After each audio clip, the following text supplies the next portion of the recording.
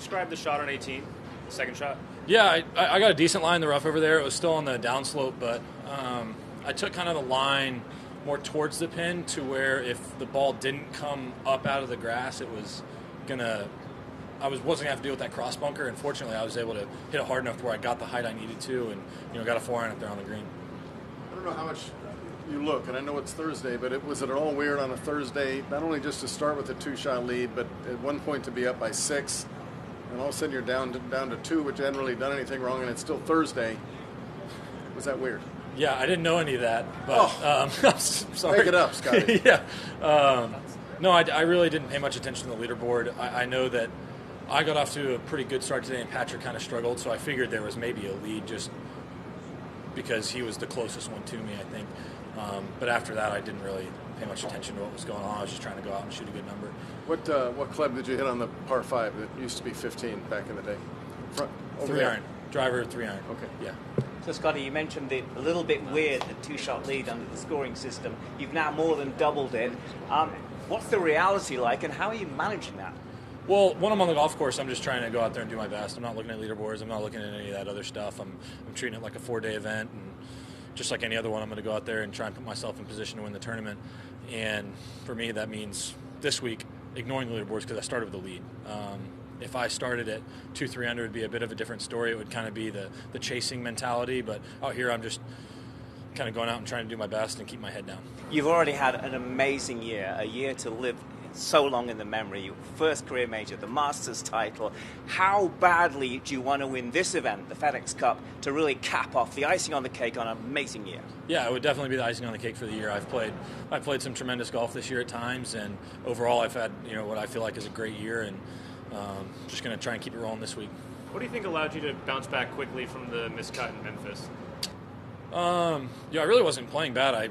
I played good at the Open. I had a kind of a weird little injury thing that prevented me from playing my best on Saturday and Sunday, and then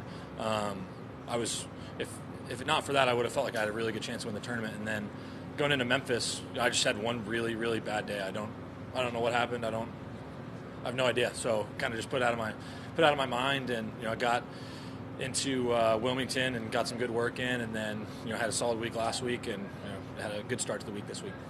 What was the weird little injury? It's probably TMI, but I had what's called a pilonidal infection. It's an infection at the top of your butt crack. You can look it up. It was really hard for me to bend down. It was really hard for me to make a swing on Sunday. Walking was actually extremely difficult. I don't know if any of you have ever had something like that, but if you talk to someone that does, it is excruciatingly painful, and yeah, it was brutal. But outside of that, it's just one of those things that it just happens. And do you know how it happened? Yeah, I'm not going to say it here. I'll tell you after, because that would really be TMI.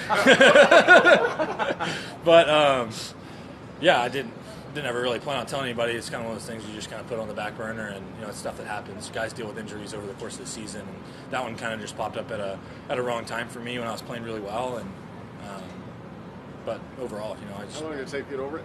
Huh? How long did it? About a week. Okay. They had to do some. They did a procedure on me Sunday after we got done. The European Tour doctors did a really good job, kind of flushing everything out. I'll tell you when the cameras are off. We were not getting into it now. We go back to Memphis for a minute. It'd be great. Kind of on Sean's question, though, just a miscut, but was there any value in the way you played last week coming into here? Was it just I think so, yeah. At the beginning of the week last week, I didn't feel like I was swinging my best, and as the week went on, I started to swing better and better, and that kind of followed me into this week, so it was definitely some good momentum. How's it feel to have a 5-shot lead with 54 holes to go? I mean, I really don't know. It's a bit strange, and so that's why I talk a lot about not looking at the leaderboards and stuff like that, because if I try and go out and do my best and pretend like I'm trying to win a regular stroke play event for 4 days, I think that I'm going to be in a good position come Sunday afternoon, and so that's going to be my plan going forward. Thanks, Scotty. All right, thanks, y'all.